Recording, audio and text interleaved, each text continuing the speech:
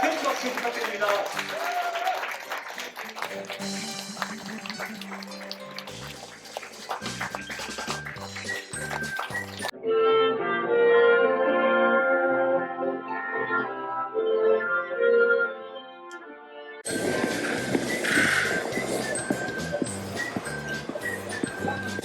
지금 떡볶이 사러 가고 있습니다.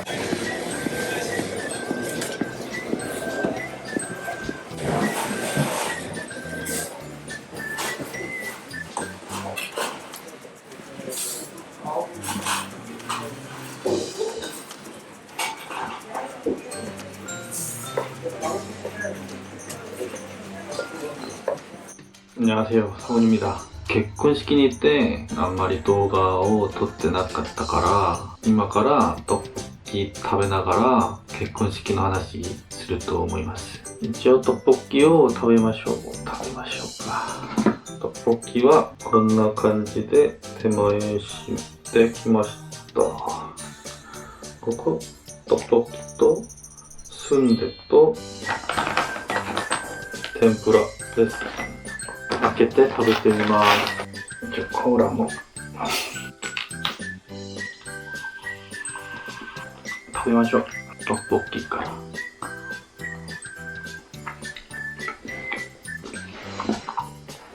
韓国の結婚式は一応僕が経験した結婚式なら何回も行ってきましたけど、早く終わる感じですね。結婚式場を予約してするから、その予約時間がなんか1時間2時間ぐらいなので、その時間の間に全部終わらないといけないから、それがちょっと早いですね。一応結婚式場に行ったら、結婚式の順番は、結婚する男は外でお客さんが招待した人たちを挨拶するし、女の子は、普通にどっかで座っててみんなと挨拶する感じです。それで行ったらお祝いするお金を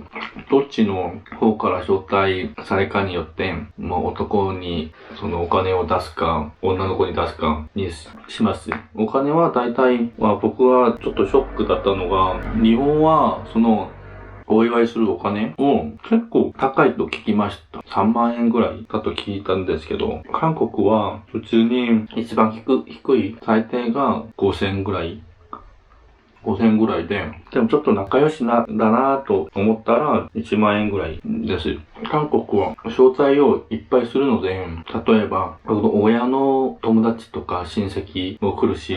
仕事するとしたら職場の同僚も来るし、いっぱい呼びますよ。韓国は招待状を送るときもちょっと日本とちょっと違うと思います。なんかドラマで見た日本の結婚式は招待状を招待する人に送って参加しますかしませんかを返事してください。押して本当に行きますよって言った人だけの人数の分を準備して結婚式をするイメージがありますけど、でも韓国は普通にいっぱい呼びます。なんか参加しますかしませんかを確認しなくて、普通に会社の人にの招待状を送るし、友達にも送るし、自分と関係が少しでもある人なら送ります。だから、その招待状をもらった人は絶対行くのわけじゃなくて、それ見て、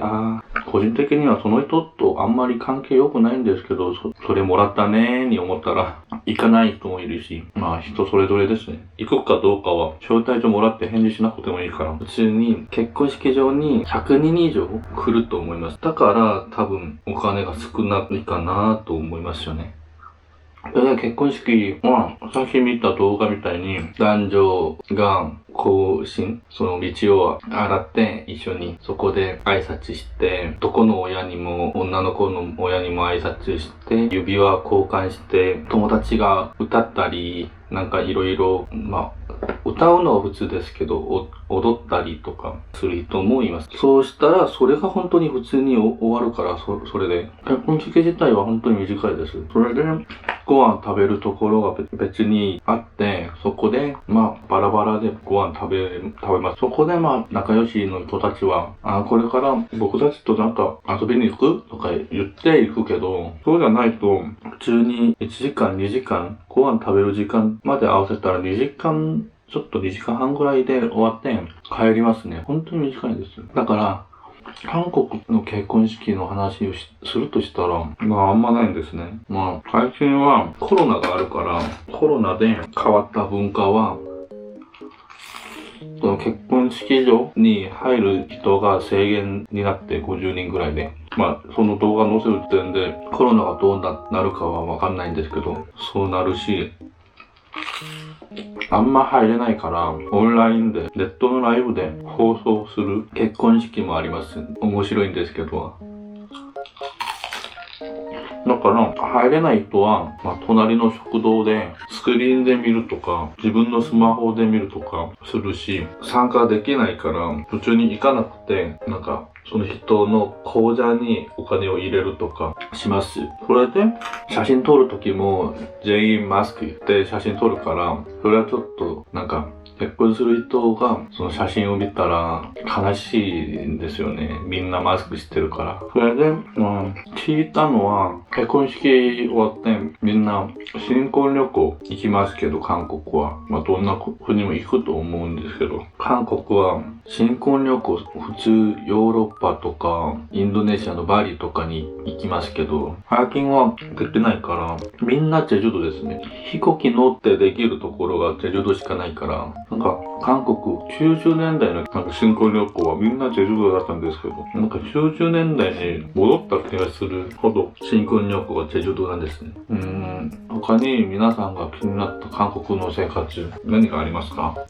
気になったことがあったら、ぜひ下のコメント欄とか、僕のインスタグラムで聞いてください。そしたら、後で動画でまた作ります。この動画が面白かったら、いいねとチャンネル登録お願いします。なら、次の動画でまた会いましょ